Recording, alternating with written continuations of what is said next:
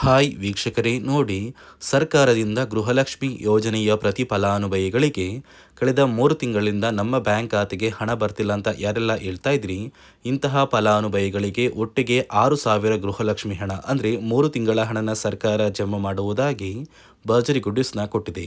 ಆದರೆ ನೀವು ಈ ಜುಲೈ ತಿಂಗಳು ಮುಗಿಯುವಷ್ಟರಲ್ಲಿ ಒಂದು ಮುಖ್ಯವಾದ ಕೆಲಸನ ಮಾಡಬೇಕು. ನಿಮ್ಮ ಒಂದು ವೋಟರ್ ಐ ಡಿ ಮತ್ತು ಜಾತಿ ಪ್ರಮಾಣ ಪತ್ರನ ಗೃಹಲಕ್ಷ್ಮಿಗೆ ಲಿಂಕ್ ಮಾಡಿಸ್ಬೇಕು.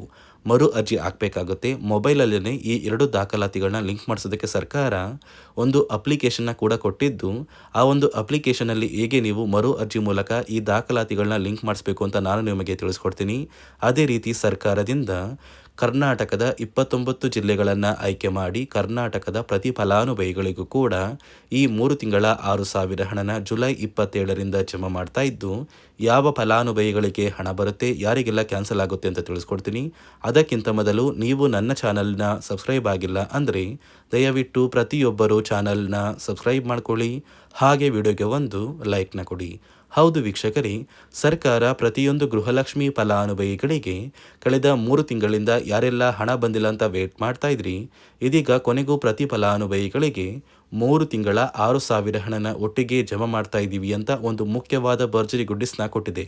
ಆದರೆ ನೀವು ಗೃಹಲಕ್ಷ್ಮಿಗೆ ನಿಮ್ಮ ವೋಟರ್ ಐ ಡಿನ ಕಡ್ಡಾಯವಾಗಿ ಲಿಂಕ್ ಮಾಡಿಸ್ಬೇಕು. ಇದರ ಜೊತೆಗೆ ಜಾತಿ ಪ್ರಮಾಣ ಪತ್ರನ ಕೂಡ ಕೊಡಬೇಕಾಗುತ್ತೆ. ಸರ್ಕಾರದಿಂದ ಬಂದಿರುವ ಆದೇಶ ಪ್ರಕಾರ ನಿಮ್ಮ ಮೊಬೈಲಲ್ಲೇ ಸರ್ಕಾರ ನೀವು ಮರು ಅರ್ಜಿ ಹಾಕೋದಕ್ಕೆ ಅವಕಾಶ ಮಾಡಿಕೊಟ್ಟಿದ್ದು, ಮೊಬೈಲಲ್ಲಿ ಒಂದು ಅಪ್ಲಿಕೇಶನ್ನ ಡೌನ್ಲೋಡ್ ಮಾಡಿ ಈ ಜುಲೈ ತಿಂಗಳು ಮುಗಿಯುವಷ್ಟರಲ್ಲಿ ಪ್ರತಿಯೊಬ್ಬರು ಒಂದು ಅರ್ಜಿನ ಹಾಕಬೇಕಾಗುತ್ತೆ. ಅಂದರೆ ಮರು ಅರ್ಜಿ ಹಾಕಬೇಕಾಗುತ್ತೆ. ಎಷ್ಟು ಬೇಗ ಹಾಕ್ತೀರಾ ಅಷ್ಟು ಬೇಗ ಹಣ ಬರುತ್ತೆ. ಹಾಗಾದರೆ ಹೇಗೆ ಮರು ಅರ್ಜಿನ ಹಾಕೋದು ಅಂತ ನಾನು ನಿಮಗೆ ಈ ಒಂದು ವಿಡಿಯೋದಲ್ಲಿ ಸ್ಟೆಪ್ ಬೈ ಸ್ಟೆಪ್ ಡೀಟೇಲ್ ಆಗಿ ಒಂದು ಮಾಹಿತಿ ಕೊಡ್ತೀನಿ. ಅದೇ ರೀತಿ ಸರ್ಕಾರ ಕರ್ನಾಟಕದ ಒಟ್ಟು 29 ಜಿಲ್ಲೆಗಳನ್ನು ಆಯ್ಕೆ ಮಾಡಿ ಈ ಜಿಲ್ಲೆಗಳಿಗೆ ಜುಲೈ 27ರಿಂದ ಗೃಹಲಕ್ಷ್ಮಿ ಯೋಜನೆಯ 3 ತಿಂಗಳ 6,000 ಹಣನ ಜಮಾ ಮಾಡಲಿದ್ದು, ಯಾವ ಜಿಲ್ಲೆಯ ಯಾವ ಫಲಾನುಭವಿಗಳಿಗೆ ಹಣ ಬರುತ್ತೆ, ಯಾವ ಫಲಾನುಭವಿಗಳಿಗೆ ಹಣ ಕ್ಯಾನ್ಸಲ್ ಆಗುತ್ತೆ ಅಂತ ನಾನು ನಿಮಗೆ ಈ ಒಂದು ವಿಡಿಯೋದಲ್ಲಿ ತಿಳಿಸ್ಕೊಡ್ತೀನಿ. ನೋಡಿ ವೀಕ್ಷಕರೇ, ಮೊದಲು ಸರ್ಕಾರ ಯಾವ ಕಾರಣಕ್ಕೆ ಗೃಹಲಕ್ಷ್ಮಿ ಯೋಜನೆಗೆ ಹೊಸ ರೀತಿಯ ಒಂದು ನಿಯಮಗಳನ್ನ ತಂದಿದೆ ಅಂದರೆ, ಇಲ್ಲಿ ಗೃಹಲಕ್ಷ್ಮಿಯಲ್ಲಿ ಸುಮಾರು 6ರಿಂದ 7 ಲಕ್ಷಕ್ಕಿಂತ ಅಧಿಕ ಮಹಿಳೆಯರ ಹತ್ರ ಒಂದು ವೋಟರ್ ಐ ಡಿ ಕಾರ್ಡ್ ಇಲ್ಲ. ಅಂದರೆ ವೋಟರ್ ಐ ಡಿ ಇಲ್ಲ ಅಂದರೂ ಕೂಡ ಅವರು ಸರ್ಕಾರದಿಂದ ಬರುವ ಗೃಹಲಕ್ಷ್ಮಿ ಹಣನ ಪಡಿತಾ ಇದ್ದಾರೆ. ಮತ್ತು ಸಾಕಷ್ಟು ಫಲಾನುಭವಿಗಳ ಒಂದು ಬ್ಯಾಂಕ್ ಖಾತೆ ಏನಿದೆ, ಆ ಒಂದು ಬ್ಯಾಂಕ್ ಖಾತೆ ಹೊರ ರಾಜ್ಯದ ಬ್ಯಾಂಕ್ ಖಾತೆ ಆಗಿದೆ. ಅಂದರೆ ಕರ್ನಾಟಕದಲ್ಲಿರುವಂತಹ ಫಲಾನುಭವಿಗಳು ಬೇರೆ ರಾಜ್ಯದಲ್ಲಿ ಹೊಂದಿರುವಂತಹ ಒಂದು ಬ್ಯಾಂಕ್ ಖಾತೆನ ಕೊಟ್ಟು ಗೃಹಲಕ್ಷ್ಮಿ ಹಣನ ಪಡಿತಾ ಇದ್ದಾರೆ. ಅದೇ ರೀತಿ ಸಾಕಷ್ಟು ರೀತಿಯ ಹೊಸ ಬದಲಾವಣೆಗಳು ಯಾವ ಕಾರಣಕ್ಕೆ ಬರ್ತಾ ಇದೆ ಅಂದರೆ, ಗೃಹಲಕ್ಷ್ಮಿ ಯೋಜನೆಯಲ್ಲಿ ಅರ್ಹವಿರುವ ಫಲಾನುಭವಿಗಳಿಗೆ ಅಂದರೆ ಕರ್ನಾಟಕದವರಾಗಿದ್ದು ಕರ್ನಾಟಕದಲ್ಲೇ ವೋಟರ್ ಐ ಡಿನ ಹೊಂದಿದ್ದು ಕರ್ನಾಟಕದ ಫಲಾನುಭವಿಗಳಾಗಿದ್ದು ಇವರ ಬ್ಯಾಂಕ್ ಖಾತೆಗೆ ಹಣ ತಲುಪಬೇಕು. ಬೇರೆ ಫಲಾನುಭವಿಗಳಿಗೆ ಯಾವುದೇ ಕಾರಣಕ್ಕೂ ಹಣ ತಲುಪಬಾರದು ಅಂತ ಸರ್ಕಾರ ನಿರ್ಧಾರ ಮಾಡಿದೆ. ಇದೇ ಕಾರಣಕ್ಕೆ ಸಾಕಷ್ಟು ಫಲಾನುಭವಿಗಳು ಗೃಹಲಕ್ಷ್ಮಿ ಯೋಜನೆಯ ಒಂದು ಅರ್ಹರ ಪಟ್ಟಿಯಿಂದ ಕ್ಯಾನ್ಸಲ್ ಆಗ್ತಾ ಇದ್ದಾರೆ. ನಿಮ್ಮ ಒಂದು ಮನೆ ಬಾಗಿಲಿಗೆ ಸರ್ಕಾರದಿಂದ ಅಧಿಕಾರಿಗಳು ಬರ್ತಾರೆ. ಸೊ ಸರ್ಕಾರ ಗೃಹಲಕ್ಷ್ಮಿ ಮರು ನೋಂದಣಿಗೆ ಒಂದು ಅಪ್ಲಿಕೇಶನ್ ಕೂಡ ಕೊಟ್ಟಿದ್ದಾರೆ. ಅಂದರೆ ಮೊಬೈಲಲ್ಲೇ ಆ ಒಂದು ಅಧಿಕಾರಿಗಳು ನಿಮ್ಮ ಮನೆ ಬಾಗಿಲಿಗೆ ಬಂದು ನಿಮ್ಮ ದಾಖಲಾತಿಗಳಾದ ರೇಷನ್ ಕಾರ್ಡ್, ಆಧಾರ್ ಕಾರ್ಡ್ ಮತ್ತು ವೋಟರ್ ಐ ಡಿ ಇದೀಗ ಕಡ್ಡಾಯ ಮಾಡಿದೆ. ಅದೇ ರೀತಿ ಜಾತಿ ಪ್ರಮಾಣ ಪತ್ರ ಬೇಕಾಗುತ್ತಂತ ನೀವು ಕೇಳಿದ್ರೆ, ಸದ್ಯಕ್ಕೆ ಸರ್ಕಾರ ಯಾವುದೇ ರೀತಿಯ ಜಾತಿ ಪ್ರಮಾಣ ಪತ್ರನ ಕೇಳ್ತಾ ಇಲ್ಲ. ಬದಲಿಗೆ ನಿಮ್ಮ ಒಂದು ಪತಿಯ ಆಧಾರ್ ಕಾರ್ಡ್, ನಿಮ್ಮ ಒಂದು ವೋಟರ್ ಐ ಡಿ ಮತ್ತು ನಿಮ್ಮ ಒಂದು ಮನೆಯ ರೇಷನ್ ಕಾರ್ಡ್ನ ಕೊಟ್ಟು ನೀವು ಗೃಹಲಕ್ಷ್ಮಿಗೆ ಮರು ನೋಂದಣಿನ ಮಾಡ್ಕೋಬೇಕು. ಈ ಒಂದು ಕೆಲಸನ ಮಾಡೋದು ಗ್ರಾಮದಿಂದ ಕೆಲವು ಅಧಿಕಾರಿಗಳು ಬರ್ತಾರೆ. ಅಂದರೆ ಗ್ರಾಮ ಅಭಿವೃದ್ಧಿ ಇಲಾಖೆಯಿಂದ ಕೆಲವೊಂದು ಅಧಿಕಾರಿಗಳು ಬಂದರೆ ಅಂಗನವಾಡಿಯ ಕಾರ್ಯಕರ್ತರು ಕೂಡ ನಿಮ್ಮ ಮನೆ ಬಾಗಿಲಿಗೆ ಬಂದು ಪ್ರತಿ ಫಲಾನುಭವಿಗಳ ದಾಖಲಾತಿಗಳನ್ನ ಎಂಟ್ರಿ ಮಾಡ್ಕೊಂಡು ಹೋಗ್ತಾರೆ. ಸೊ ಆ ಒಂದು ಫಲಾನುಭವಿಗಳು ಎಂಟ್ರಿ ಮಾಡಿದ ನಂತರ ಸರ್ಕಾರದಿಂದ ನಿಮಗೆ ಒಂದು ನೋಟಿಫಿಕೇಶನ್ ಬರುತ್ತೆ. ನಿಮ್ಮ ಮೊಬೈಲ್ ನಂಬರ್ ಏನಿದೆ ಆ ಒಂದು ಮೊಬೈಲ್ ನಂಬರ್ಗೆ ಒಂದು ಮೆಸೇಜ್ ಬರುತ್ತೆ. ಅಂದರೆ ನಿಮ್ಮ ಗೃಹಲಕ್ಷ್ಮಿ ಮರು ನೋಂದಣಿ ಅರ್ಜಿನ ನಾವು ಸ್ವೀಕಾರ ಮಾಡಿದ್ದೀವಿ ಮತ್ತು ಮುಂದಿನ ದಿನಗಳಲ್ಲಿ ನಿಮ್ಮ ಒಂದು ಗೃಹಲಕ್ಷ್ಮಿ ಹಣನ ನಿಮ್ಮ ಬ್ಯಾಂಕ್ ಖಾತೆಗೆ ಜಮಾ ಮಾಡ್ತೀವಿ ಅಂತ ಸರ್ಕಾರದಿಂದಲೇ ಒಂದು ಮೆಸೇಜ್ನ ಕಳಿಸ್ತಾರೆ.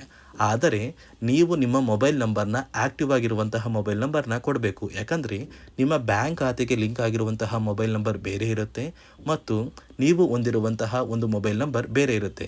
ಇದೇ ಕಾರಣಕ್ಕೆ ಕರೆಕ್ಟ್ ಆಗಿರುವಂತಹ ಒಂದು ಮೊಬೈಲ್ ನಂಬರ್ನ ಕೊಟ್ಟರೆ ಆದಷ್ಟು ಬೇಗ ನೀವು ಮರು ಅರ್ಜಿನ ಹಾಕಿ ಗೃಹಲಕ್ಷ್ಮಿ ಹಣನ ಪಡ್ಕೋಬೋದು. ಅದೇ ರೀತಿ ನೀವು ಹೊಂದಿರುವ ಬ್ಯಾಂಕ್ ಖಾತೆ ಏನಿದೆ ಆ ಒಂದು ಬ್ಯಾಂಕ್ ಖಾತೆನ ನೀವು ಆ್ಯಕ್ಟಿವ್ ಆಗಿ ಇಟ್ಕೋಬೇಕು. ಅಂದರೆ ಯಾವುದೇ ರೀತಿಯ ಒಂದು ವಹಿವಾಟನ್ನು ನಡೆಸ್ತಾ ಇಲ್ಲ ಅಂದರೆ ನಿಮ್ಮ ಒಂದು ಬ್ಯಾಂಕ್ ಖಾತೆಗೆ ಗೃಹಲಕ್ಷ್ಮಿ ಹಣ ಖಂಡಿತವಾಗಿಯೂ ಬರೋದಿಲ್ಲ.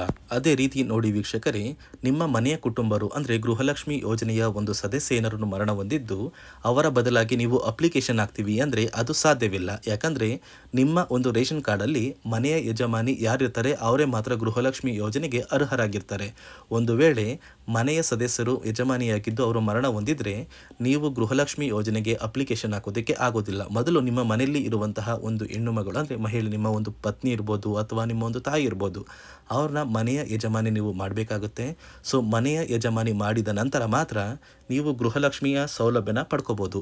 ಒಂದು ವೇಳೆ ನೀವು ಗೃಹಲಕ್ಷ್ಮಿಗೆ ಹೊಸದಾಗಿ ಅರ್ಜಿ ಹಾಕಬೇಕು ಅಂದರೆ ಇದೀಗ ಸರ್ಕಾರ ಅದಕ್ಕೂ ಕೂಡ ಕರ್ನಾಟಕ ಒನ್, ಗ್ರಾಮ ಒನ್ ಅಥವಾ ಬೆಂಗಳೂರು ಒನ್ ಸೇವಾ ಕೇಂದ್ರದಲ್ಲಿ ಅವಕಾಶ ಮಾಡಿಕೊಟ್ಟಿದೆ. ಆದರೆ ಮೊದಲ ಥರ ಇವಾಗ ನೀವು ಅರ್ಜಿನ ಹಾಕೋದಕ್ಕೆ ಆಗೋದಿಲ್ಲ. ಬದಲಿಗೆ ನಿಮ್ಮ ರೇಷನ್ ಕಾರ್ಡ್ನ ತೊಗೊಂಡೋಗ್ಬೇಕು, ನಿಮ್ಮ ಆಧಾರ್ ಕಾರ್ಡ್ನ ತೊಗೊಂಡೋಗ್ಬೇಕು, ನಿಮ್ಮ ಒಂದು ಪತಿಯ ಆಧಾರ್ ಕಾರ್ಡ್ನ ಕೂಡ ತೊಗೊಂಡೋಗ್ಬೇಕಾಗುತ್ತೆ, ನಿಮ್ಮ ವೋಟರ್ ಐ ಡಿ ಕೂಡ ಕಡ್ಡಾಯವಾಗುತ್ತೆ. ನಿಮ್ಮ ವೋಟರ್ ಐ ಡಿ ನಿಮ್ಮ ಹತ್ರ ಇದ್ದರೆ ಮಾತ್ರ ನೀವು ಗೃಹಲಕ್ಷ್ಮಿ ಯೋಜನೆಯ ಒಂದು ಅರ್ಹತೆಯನ್ನು ಪಡ್ಕೋತೀರಾ. ಒಂದು ವೇಳೆ ವೋಟರ್ ಐ ಡಿ ಇಲ್ಲ, ರೇಷನ್ ಕಾರ್ಡ್ ಇದೆ, ಆಧಾರ್ ಕಾರ್ಡ್ ಇದೆ ಅಂದರೆ ಇನ್ನು ಮುಂದೆ ನಿಮ್ಮ ಬ್ಯಾಂಕ್ ಖಾತೆಗೆ ಸರ್ಕಾರ ಗೃಹಲಕ್ಷ್ಮಿ ಹಣನ ಖಂಡಿತವಾಗಿಯೂ ಜಮಾ ಮಾಡೋದಿಲ್ಲ. ಯಾಕಂದರೆ ಪ್ರತಿ ವರ್ಷವೂ ಕೂಡ ಸರ್ಕಾರ ವೋಟರ್ ಐ ಡಿನ ಬಿಡುಗಡೆ ಮಾಡುತ್ತೆ, ಅಂದರೆ ವೋಟರ್ ಲಿಸ್ಟ್ನ ಬಿಡುಗಡೆ ಮಾಡುತ್ತೆ. ಈ ಒಂದು ಲಿಸ್ಟಲ್ಲಿ ಕೆಲವು ಫಲಾನುಭವಿಗಳ ಒಂದು ಹೆಸರನ್ನ ಕ್ಯಾನ್ಸಲ್ ಮಾಡುತ್ತೆ. ಒಂದು ವೇಳೆ ನಿಮ್ಮ ವೋಟರ್ ಐ ಡಿ ಏನಾದರೂ ಕ್ಯಾನ್ಸಲ್ ಆಗಿದ್ದರೆ ನಿಮ್ಮ ಬ್ಯಾಂಕ್ ಖಾತೆಗೆ ಗೃಹಲಕ್ಷ್ಮಿ ಹಣನ ಸರ್ಕಾರ ಕ್ಯಾನ್ಸಲ್ ಮಾಡುತ್ತೆ. ಈ ಕೂಡಲೇ ನೀವು ನಿಮ್ಮ ದಾಖಲಾತಿಗಳು ಎಲ್ಲ ಕೂಡ ಸರಿ ಇದೆ ಅಂತ ತಿಳ್ಕೊಳ್ಳಿ. ಹಾಗಾದರೆ ಮಾತ್ರ ನೀವು ಗೃಹಲಕ್ಷ್ಮಿ ಯೋಜನೆಗೆ ಅರ್ಹರಾಗಿರ್ತೀರ. ಸರ್ಕಾರ ಯಾವ ಕಾರಣಕ್ಕೆ ಈ ರೀತಿಯ ಹೊಸ ಬದಲಾವಣೆಗಳನ್ನ ತರ್ತಾ ಇದೆ ಅಂದರೆ ಇಲ್ಲಿಯವರೆಗೂ ಸುಮಾರು 60 ಕೋಟಿಗಿಂತ ಅಧಿಕ ಮೊತ್ತನ ಸರ್ಕಾರ ನಷ್ಟ ಮಾಡಿಕೊಂಡಿದೆ. ಅಂದರೆ ಫಲಾನುಭವಿಗಳು ನಮ್ಮ ಕರ್ನಾಟಕದವರೇ ಅಲ್ಲ, ಅಂತಹ ಫಲಾನುಭವಿಗಳಿಗೂ ಕೂಡ ಸರ್ಕಾರದಿಂದ ಹಣ ಹೋಗಿದೆ ಮತ್ತು ಸಾಕಷ್ಟು ಫಲಾನುಭವಿಗಳು ಮರಣ ಹೊಂದಿದ್ದಾರೆ. ಅಂತಹ ಫಲಾನುಭವಿಗಳಿಗೂ ಕೂಡ ಹಣ ಹೋಗ್ತಾ ಇದೆ ಮತ್ತು ಫಲಾನುಭವಿಗಳು ಹೊಂದಿರುವ ಬ್ಯಾಂಕ್ ಖಾತೆ ಕೂಡ ಆ್ಯಕ್ಟಿವ್ ಇಲ್ಲ.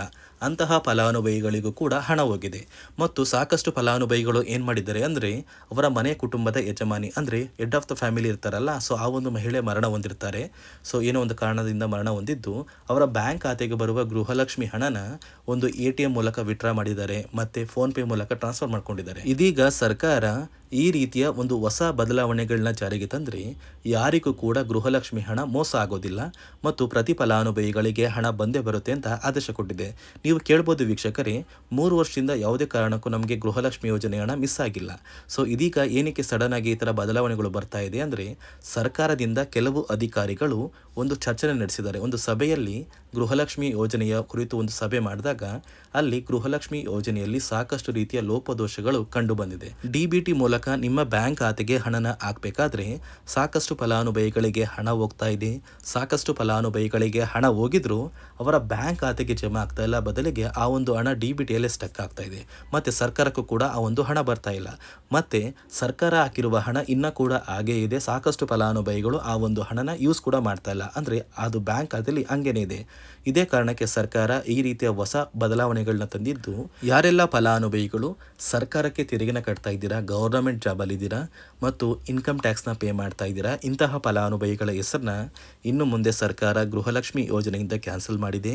ನಿಮ್ಮ ಒಂದು ರೇಷನ್ ಕಾರ್ಡ್ BPL ರೇಷನ್ ಕಾರ್ಡಿಂದ APL ಆಗಿದ್ರು ಕೂಡ ನೀವು ಗೃಹಲಕ್ಷ್ಮಿ ಯೋಜನೆಯನ್ನು ಪಡೆಯೋದಕ್ಕೆ ಅರ್ಹರಾಗಿರ್ತೀರಾ. ನೋಡಿ ವೀಕ್ಷಕರೇ, ಸರ್ಕಾರದಿಂದ ಒಟ್ಟು ಕರ್ನಾಟಕದ 29 ಜಿಲ್ಲೆಗಳನ್ನು ಆಯ್ಕೆ ಮಾಡಿ 3 ತಿಂಗಳ 6,000 ಹಣನ ಜಮಾ ಮಾಡ್ತಾ ಇದ್ದು ಜುಲೈ 27 ಅಂದರೆ ಸೋಮವಾರದಿಂದ ಈ ಒಂದು ಹಣ ಜಮಾ ಆಗ್ತಾ ಇದ್ದು ಯಾವ ಜಿಲ್ಲೆಗಳಿಗೆ ಹಣ ಬರ್ತಾ ಇದೆ ಅಂದರೆ ಬೆಂಗಳೂರು ನಗರ, ಬೆಂಗಳೂರು ಗ್ರಾಮಾಂತರ, ರಾಮನಗರ, ಚಿಕ್ಕಬಳ್ಳಾಪುರ, ಚಿತ್ರದುರ್ಗ, ದಾವಣಗೆರೆ, ಕೋಲಾರ, ಶಿವಮೊಗ್ಗ, ತುಮಕೂರು, ಚಾಮರಾಜನಗರ, ಚಿಕ್ಕಮಗಳೂರು, ದಕ್ಷಿಣ ಕನ್ನಡ, ಹಾಸನ, ಕೊಡಗು, ಮಂಡ್ಯ, ಮೈಸೂರು, ಉಡುಪಿ, ಬಾಗಲಕೋಟೆ, ಬೆಳಗಾವಿ, ವಿಜಯಪುರ, ಧಾರವಾಡ, ಗದಗ, ಹಾವೇರಿ, ಉತ್ತರ ಕನ್ನಡ, ಬಳ್ಳಾರಿ, ಬೀದರ್, ಕಲಬುರಗಿ, ಕೊಪ್ಪಳ, ರಾಯಚೂರು, ಯಾದಗಿರಿ, ವಿಜಯನಗರ ಹೀಗೆ ಸರ್ಕಾರ 3 ತಿಂಗಳ ಗೃಹಲಕ್ಷ್ಮಿ ಹಣನ ಈಗಾಗಲೇ ಜಮಾ ಮಾಡೋದಕ್ಕೆ ಶುರು ಮಾಡಿದ್ದು, ಪ್ರತಿ ಜಿಲ್ಲೆಯ ಪ್ರತಿ ಫಲಾನುಭವಿಗಳಿಗೂ